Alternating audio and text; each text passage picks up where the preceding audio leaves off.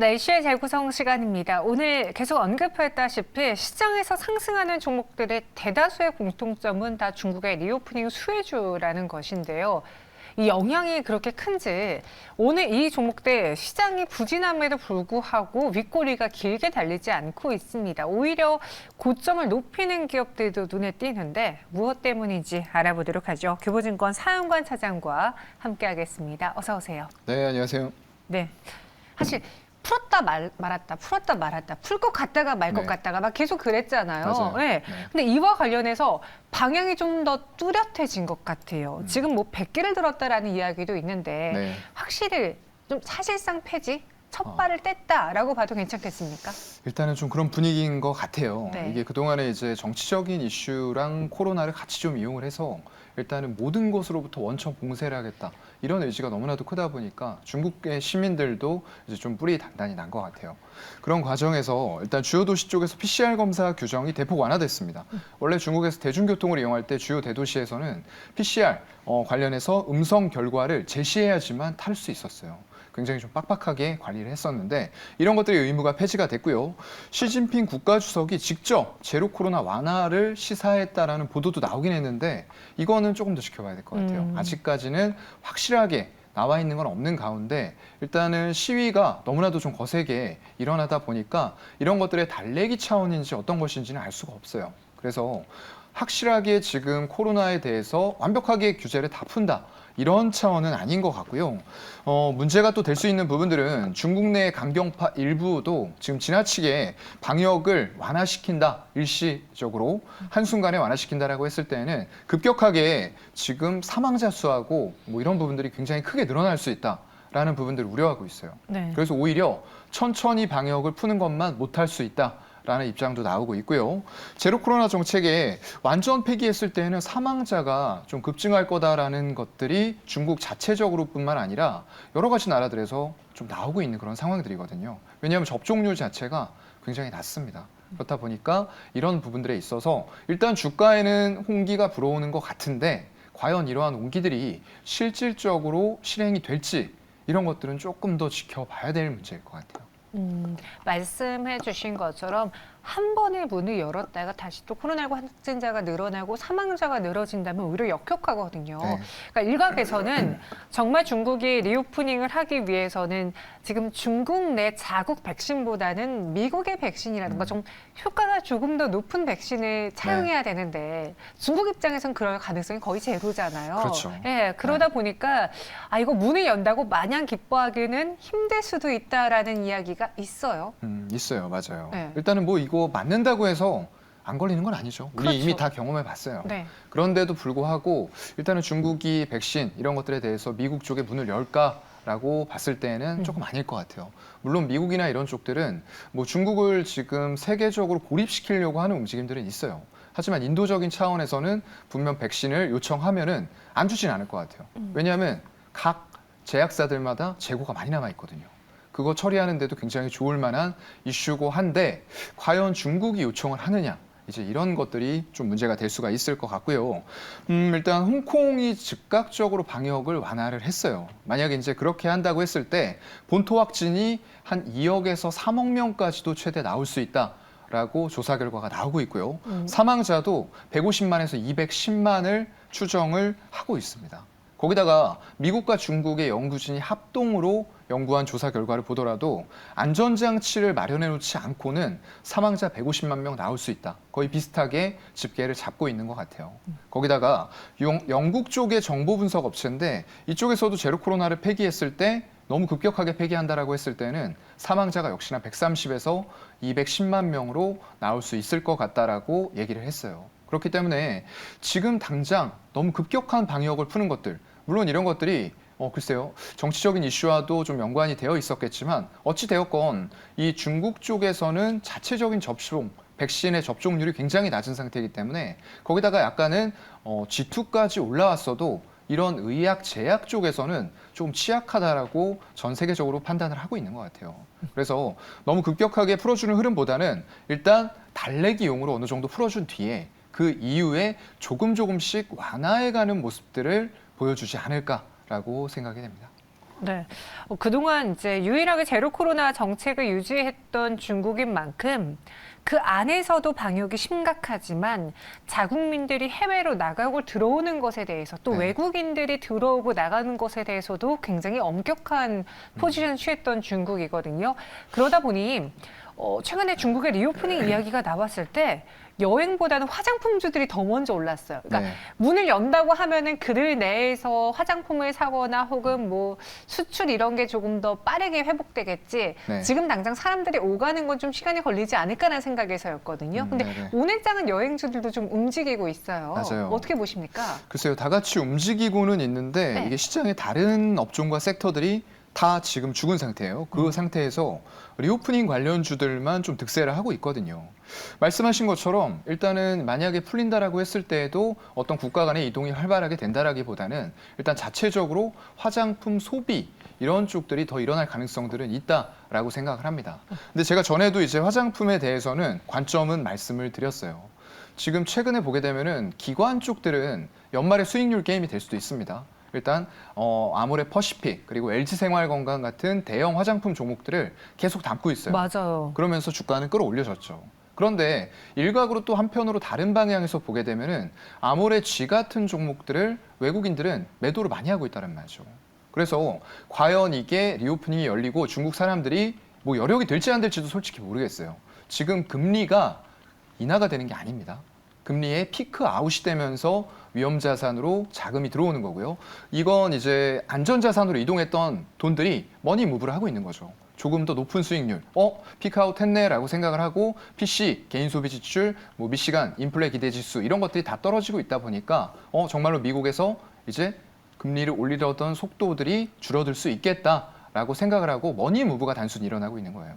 그렇다 보니까 거기다 더불어서 연말에 수익률 게임 같이 일어나고 있는 상황들에서 외국인들이 같이 합세해서 강하게 사준다라고 봤을 때에는 정말로 화장품이 좋아질 수도 있는 건가라고 생각을 해볼 수도 있을 것 같은데 지금 그건 아닌 것 같아요.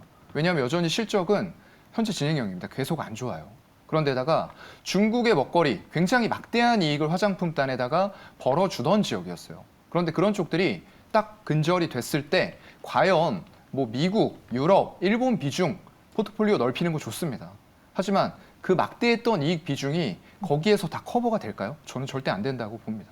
그렇기 때문에 일단 화장품주는 연말 연초에 수익률 게임으로 일단 올리고 있는 게 맞다라고 봐야 될 것 같고요. 그런 관점에서는 너무 공격적으로 화장품을 따라가는 건 좋지 않을 것 같아요. 왜냐하면 여러분들 뭐 아시는 분들은 아시겠지만 화장품 성분의 차이가 브랜드 그리고 좀 유명하지 않은 브랜드 이런 것들에 크게 차이가 있을까요? 제가 볼 때는 안 그럴 것 같거든요. 일단 OEM 업체라던가 이런 쪽들이 공급을 해주면서 거의 비슷하게 가는데 관건은 브랜드 마케팅이에요. 과연 이 브랜드를 가지고 어떤 스토리를 만들어서 이걸 소비자들에게 최종적으로 쓸 수 있도록 만들어주느냐. 그 스토리를 만드는 게 결국에는 브랜드의 힘이고요. 마케팅의 힘인데 중국 자체적으로 봤을 때 자금이 없는 거 아닙니다. 지금 반도체 굴기도 막혔죠. 그렇기 때문에 자금이 시중을 떠돌고 있을 거예요. 그렇다고 하면은 이런 내수 부문을 노린 마케팅 그리고 브랜드의 출현이 내부적으로 있을 수 있다는 거죠. 그리고 여러분들 생각해 보시면은 중국에서는 다른 기업들, 다른 나라 국가들의 기업이 들어가서 제대로 성공을 못 해요. 그만큼 로컬에 대해서 소비하는 능력들이 다 로컬 브랜드 위주로 이루어지고 그걸 정치판에서 또 짜고 있는 것도 조금 제가 볼 때는 있을 것 같아요. 그래서 우리나라 롯데도 마찬가지였고 뭐 구글 이런 쪽도 중국 진출했다가 다 나왔거든요. 테슬라가 그나마 관계를 조금 유지하고 있는 정도인데 여기에서 성공하기는 어려울 것 같고 이미 예전에 브랜드에 대한 충성도는 다 깨졌던 것 같아요. 아모레 퍼시픽 같은 경우에 설화수라는 브랜드 있었는데 그거 팔리다가 결국에는 LG생활건강 후로 옮겨갔고요. 그러면서 아모레 퍼시픽 실적이 깨졌고 지금은 후도 실적이 깨져 있죠. 그래서 이런 브랜드에 대한 충성도가 과연 다른 로컬 브랜드들이 많이 나오고 엄청나게 마케팅 광고해서 소비자들에게 노출시키고 브랜드 스토리를 알려줬을 때 과연 한국의 화장품을 살 거냐 이게 이제 문제가 되는 거죠. 저도 개인적으로 그래서 중국 내에서 우리 화장품 업체들의 지위가 많이 떨어져서 오히려 탈중국을 하고 있다고 네. 하는데 왜 중국 리오프닝에 이렇게까지 화장품주들이 열광할까 좀 의아했거든요. 네. 근데 작년에 네. 기관 투자자들이 그 수익률 게임하려고 메타버스에 막 열어 올렸던 네. 그런 모습이 이번에 좀 화장품주 안에서 나타나면서 우리 생각보다 더 아웃퍼폼했다. 네, 약간 그렇게 보고 있어요. 실제로 이민경 님이 네. 화장품주 더 갈까요? 라고 질문을 주셨는데 그분에게는 이 답변이 도움이 좀 되겠네요. 네, 아무래도 뭐 도움이 될지는 모르겠는데 제가 그러네요. 아는 선에서 말씀을 드렸습니다. 네, 오늘 네. 화장품주들 보시다시피 이렇게 대다수의 종목에 빨간불을 켜고 있습니다. 그럼 화장품주의 경우에는 그래, 나는 이 기관 투자자들의 수익률 게임에 눈치껏 치고 빠질 자신이 없어. 그냥 정말 중국이 문을 여는 것에 있어서 수혜를 받을 수 있는 찐 종목을 찾아볼래 하시는 분들에게 네. 하나씩 이 업종에 해당이 되는지 한번 팩트 체크를 해볼게요. 먼저 여행주. 네. 여행주는 정말 바닥까지 쳤잖아요. 네. 그리고 리오프닝 이야기가 있어도 이들이 워낙 재무 상태가 좋지 않기 때문에 투자자들이 끝까지 쭉 사진 않고 그냥 그렇죠. 샀다 팔았다 했거든요. 요번에는 좀 달라질까요? 글쎄요. 조금 달라질 수는 있는데 네. 과연 우리가 기대하는 만큼 이 주가가 계속 올라가기 위해서는 실적의 연속성이 나와야 돼요. 그런데 그 실적의 연속성에 대해서 의문을 품을 수밖에 없다라는 거죠. 왜냐하면 아까도 말씀드렸던 것처럼 이제 안전 자산에서 위험 자산으로 인플레 피크아웃에 의해서 머니 무브가 일어나고는 있어요. 하지만 이게 지금 금리가 바로 인하되는 상황인가요? 그렇지 않습니다. 그렇다고 하면은 영끌, 레버리지 사용했던 분들은 이자를 적어도 내년까지는 이런 높은 수준에서 계속 내야 된다는 거예요. 물론 금리 인상 속도가 조절될 가능성은 있습니다. 그래서 지금 12월 FOMC에서 25bp를 올릴 수도 있다. 이 얘기도 나와요. 하지만 여전히 오르고 있잖아요. 그러면 은행 대출 금리 이런 것도 같이 올라가요. 그리고 내년에도 굉장히 슬로우해지겠지만 25bp 정도는 더 올려야지만 기준금리 점도표와 맞는 수준의 금리가 나온다는 거죠. 그렇다고 하면은 계속 금리 올라간 것에 대해서는 우리는 이자를 더 높게 내야 된다는 상황이에요. 물론 위험 자산을 쫓아서 머니 무브가 일어날 수는 있지만 그것과 우리가 감당해야 되는 이자 그리고 소비와는 다른 문제라는 거죠. 여행도 마찬가지입니다. 일단은 굉장히 우리가 억눌려 있었어요. 여기저기 못 가고 그렇다 보니까 그런 것들을 명품 소비 이런 쪽들로 몰면서 명품이 굉장히 화랑을 맞이했죠. 하지만 지금은 중산층 그리고 그 이하에서의 명품 소비는 거의 사라졌다고 보시는 게 맞을 것 같아요.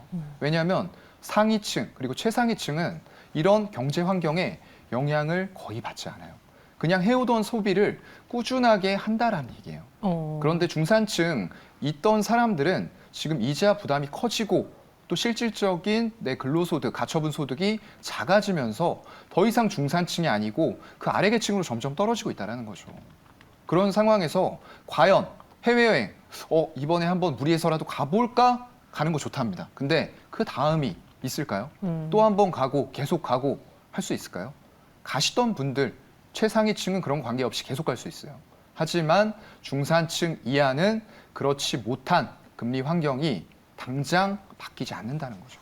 그래서 여행주에 대해서는 전에 말씀드렸던 대로 그대로의 관점을 가지고요. 트레이딩으로 1회적 좀 낮았던 실적에 대해서 기저효과는 있을 수 있어요. 하지만 연속성은 제가 볼 때는 띄기 어려울 것 같다. 네. 여행주에 대해서는 연속성이 다소 좀 걸린다라고 해주셨고 그와 함께 또 바닥을 쳤던 섹터가 항공이에요. 네. 항공은 코로나에 대한 그 피해는 좀 일찌감치 털고 투심이 먼저 움직였는데 오히려 환율이라던가 유가 때문에 네. 발목을 잡혔던 케이스였잖아요. 맞아요. 근데 최근에 이 환율과 유가도 어느 정도 이 항공주를 둘러싸고는 좀 우호적으로 바뀌었기에 지금부터는 이들을 봐도 되지 않을까. 네. 코로나 시기에도 실적이 좋았던 대표적인 종목 대한항공을 갖고 있습니다. 어떻게 맞아요. 봐야 될까요, 항공은? 근데 이제 코로나 때 실적이 좋았던 부분들은 네. 지금과는 좀 다른 맥락이죠. 그때 화물이라서. 네, 항공 화물 쪽이 네. 워낙에 좋았기 때문에 다른 여객사 이런 쪽들의 실적이 다 망가졌을 때에도 대한항공이 정말 독야청정했었던 그런 기업이에요. 그런데 지금은 그 화물의 수요가 여러분들도 아시겠지만 해운이나 이런 쪽들 보시면 운임지수 계속 빠지고 있어요. 그만큼 항만에 적체돼 있던 배 이런 것들이 없어졌다는 거죠. 그렇다면 굳이 조금 더 비싼 비용 들어서 이 항공편으로 물건을 운송해야 될 이유가 전혀 없는 거죠. 그렇다 보니까 항공 화물의 실적은 떨어집니다. 필연적으로 떨어질 수밖에 없는데 이제 이걸 여객 수요가 얼만큼 막아주느냐의 문제로 들어오는 거예요. 그런데 우리가 싫어하는 거 있죠. 피크아웃. 여기도 마찬가지입니다. 그동안에 항공 화물 쪽이 굉장히 실적 잘 내면서 어려운 시기에 잘 버텼는데 이게 만약에 무너지면서 여객이 우리가 기대했던 것만큼 커버를 해주고 실적이 더 상승을 가파른 기울기로 하지 못한다. 그랬을 때는 여기에도 피크아웃이 적용이 되는 거죠. 우리 이미 뭐 당해봤잖아요. 어떤 효성 TNC 같은 종목들 계속 좋아지는데 실적이 좋아짐에도 불구하고 그 기울기가 꺾였다라는 거에 대해서 투자자들은 실망하고 주가는 빠진다는 거죠. 거기다가 HMM, 대한해운, 페노션 전부 다 마찬가지였습니다. 그래서 이번에도 이런 항공주의 이런 피크아웃의 저주가 내릴 가능성도 있겠다라는 부분을 지금으로서는 간과할 수는 없는 그런 상황인 것 같아요. 네, 항공주는 피크아웃이 좀 걱정된다. 그럼 이 피크아웃의 이야기는 사실 네. 뭐 대한항공을 포함한 대형사들에게는 해당되지만 저비용 LCC에게는 해당이 좀 안 되는 내용 같거든요. 근데 오히려 네. 달라질 수도 있을 것 같아요. 어떻게 해요? 왜냐하면 지금 예전에 코로나 팬데믹 일어나고 난 이후에는 이제 명품 소비 이런 쪽으로 몰렸다가 이런 것들이 조금 금리가 올라가면서 주춤하다 보니까 중가 브랜드를 찾았어요. 그렇죠. 그리고 운동화라던가 의류 이런 것들을 소비하다가 결국에는 이게 스파 브랜드까지 내려왔던 거예요. 그렇다 보니까 신성통상, 탑10 이런 거 가지고 있는 회사죠. 그쪽의 실적들이 좋아졌는데 지금은 망가져 있단 말이죠. 결국에 금리가 계속 올라가다 보니까 이런 저가형 소비에 대해서도 이제 일단은 사람들이 지갑을 닫는다라는 거예요. 그런데다가 이렇게 점점 더 금리가 올라갈수록 아까 제가 말씀드렸죠. 전혀 영향을 받지 않는 상위, 차상위 그리고 최상위 계층은 계속 소비를 합니다. 그렇다 보면은 소비의 양극화가 일어나 버리는 거예요. 이게 이제 앰비밸런트 컨슈머라고 해서 양극단적인 소비자들이 생겨나게 되는 거예요. 여기 끝에서 명품을 소비하고 월세 뭐 3천, 5천 받는 분들이 전혀 영향받지 않고 소비를 하지만 중간이 없는 거죠. 아까도 말씀드렸던 것처럼 중산층이 점점 더 아래로 계층 이동을 해나가고 있는 거예요. 그렇다 보니까 이자는 점점 더 올라가고 내가 내던 수준의 2배, 3배를 내야 되는 상황들이 오다 보니까 이제는 완벽한 저가형 소비마저도 문을 닫아버렸다는 거죠. 그래서 오히려 이런 관점에서는 LCC, 예전에는 매력이 있었던 건 맞아요. 그런데 오히려 이렇게 꾸준한 중산층 이하의 소비가 일어날 수 없는 이런 환경에서는 오히려 지속적으로 높은 가격을 지불할 수 있는 최상위 계층의 소비가 오히려 더 이런 것들에게 영향을 미친다는 거죠. 그러면 비즈니스석 이런 것들이 더 많이 팔리는 거고요. 실질적으로 보니까 대한항공 이런 쪽들에는 비즈니스석 지금 거의 다 매진입니다. 맞아요. 네, 그런 상황들이 지금 펼쳐지고 있는 게 소비의 양극화, MB 컨슈머가 돼가고 있는 거죠. 네. 그래서 이런 항공사의 움직임도 봐야 된다. 근데 저 제일 마지막으로 드릴 이 섹터에 대해서는 제가 왜 뒤로 뺐냐면 네. 제가 리오프닝 관련해서 지금 가장 눈여겨보고 있는 분야예요. 네. 면세점, 백화점 쪽인데 왜 눈여겨보고 있냐. 전 항상 수급을 챙겨보거든요. 네. 근데 최근에 현대백화점의 주가랑 수급 한번 보세요. 기관이 정말 하루도 빼지 않고 계속 사들이고 있고요.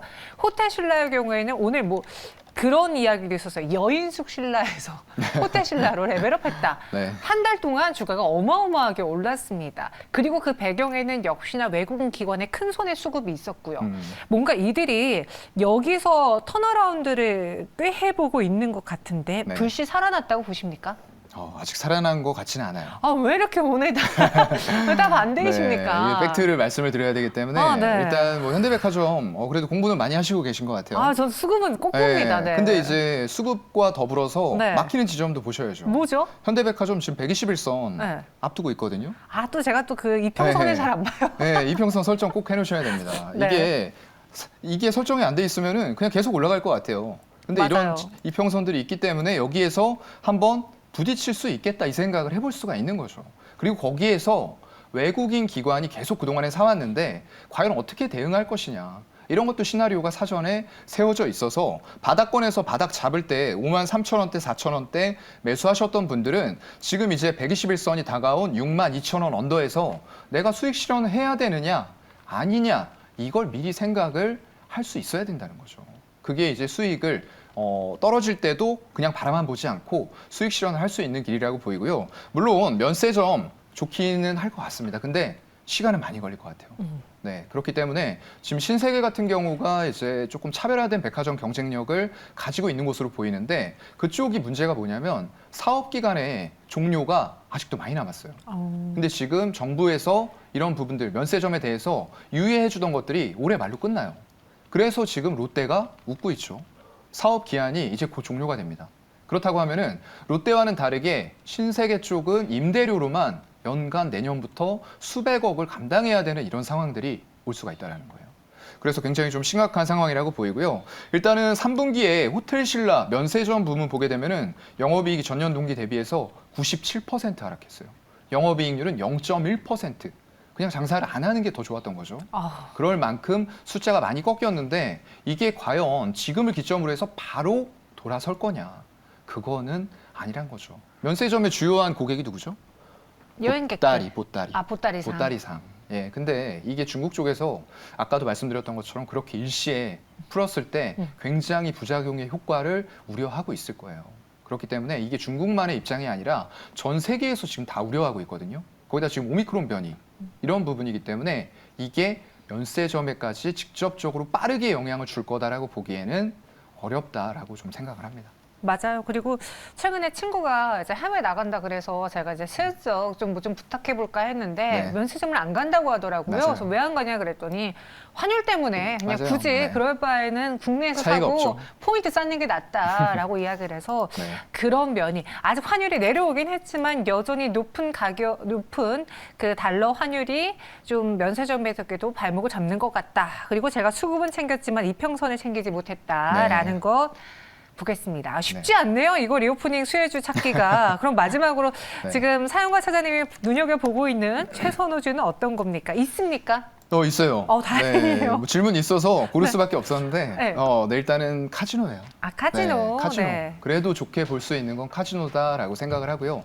이게 제가 그동안 지금 쭉 말씀드려왔던 왜 이러한 리오프닝 섹터들이 안 좋은지에 대한 이유와 딱 상반되게 좋은 이유를 찾을 수 있는 쪽이에요. 왜냐하면 최상위 계층, 계속 소비를 해나갈 수 있는 전혀 영향을 받지 않기 때문에 그런 사람들이 와서 카지노에 홀드율 그리고 드랍액을 계속 늘려주고 있다는 얘기예요. 드랍액은 이제 한 번에 이제 게임을 하기 위해서 구매하는 칩의 금액이고요. 홀드율은 이거에서 구매한 칩 중에서 카지노가 얼마나 회수를 했느냐. 카지노 윈이 얼마냐. 그냥 그렇게 생각하시면 됩니다. 근데 그게 두 개가 같이 높아지고 있어요. 당연히 좋은 거죠. 칩 구매도 많이 하는데 우리 카지노가 많이 따네. 이러면은 당연히 수익성이 좋아지는 거죠. 그래서 가장 빠르게 수익성의 호전을 보여줬어요. 파라다이스라던가 GKL 이런 쪽들이 보여주면서 실질적으로 실적이 좋아지고 있는 그런 상황이고요. 일단은 일본 쪽에 무비자 열어주면서 일본 VIP들이 대거 유입이 됐죠.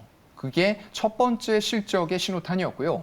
일단 두 번째로는 아직 중국은 조금 더 시간 걸립니다. 하지만 단계적으로 열면서 이미 상위 계층, 최상위 계층들은 이런 쪽에 이동이 있다는 거죠. 그러면서 대규모로 정말 패키지로 이런 뭐라 그러나요? 딜러 이런 분들이 와서 다 연결을 해줍니다. 그리고 단체 여행객으로 몰아와서 굉장히 편의시설을 전반적으로 제공하면서 이런 카지노를 즐길 수 있게 해주거든요. 그래서 그런 쪽에서 실적이 더 좋아질 수밖에 없다라고 생각이 되고요. 카지노 산업 특성이 뭡니까? 경기 불황이나 경기 침체 영향을 안 받아요. 그래서 이번에도 사실 안 받는 거였는데 뭐 때문에 영향받은 거죠? 코로나 때문에 국가 간의 이동이 자유롭지 않다 보니까 받았던 영향들인데 그게 지금 하늘길이 열리고 있다는 거죠. 그렇기 때문에 이게 중산층 이하가 와서 그냥 한번 땡기고 가고 이런 거 중요하지 않습니다. VIP가 얼마나 많은 돈을 여기에서 쓰느냐가 결국은 실적을 결정을 하는데 그게 풀리고 있다는 거죠. 네. 그래서 이제 리오프닝 관련주 중에서는 카지노 쪽을 유일하게 좋게 볼 수 있다. 네. 카지노 안에서는? 카지노 아니요? 카지노 안에서. 파라다이스라는 종목, 제가 네. 종목명 말 안 했네요. 네네. 파라다이스 말씀을 드리고 싶고요. 3분기 실적 컨센서스에 부합했고 4분기 실적도 잘 나올 것으로 보이고요. 내년에 만약에 중국 쪽에서 하늘길을 좀 더 열어준다라고 했을 때는 중국의 거대 부호들 와서 많이 할 것 같아요. 그렇다고 했을 때는 실적이 추가적으로 호전될 가능성이 있고 차트상으로도 굉장히 예뻐요. 지금 이제 일봉상으로 봤을 때 지난 4월의 고점이었죠. 18,000원 부근을 돌파하려는 신호들이 나오고 있는데 외국인 지분율 어떻죠? 여기서 올라갈 때 이런 식으로 증가가 되고 있죠. 계속 사고 있고 기관들도 같이 달라붙어서 수익률 게임을 하고 있는데 만약에 지금 주봉상에서 18,000원만 잘 뚫어준다라고 했을 때는 22,000원까지는 직행을 할 것 같아요. 알겠습니다. 파라다이스 목표 주가는 19,000원 제시해드렸고요. 손절가는 10% 이내로. 찾고 찾아서 카지노 나왔고 그 안에서 파라다이스 네. 나왔습니다. 이렇게 사연관 사장님과 함께 중국 수혜주 알아봤어요. 여기서 인사드릴게요. 설명 고맙습니다. 네, 고맙습니다.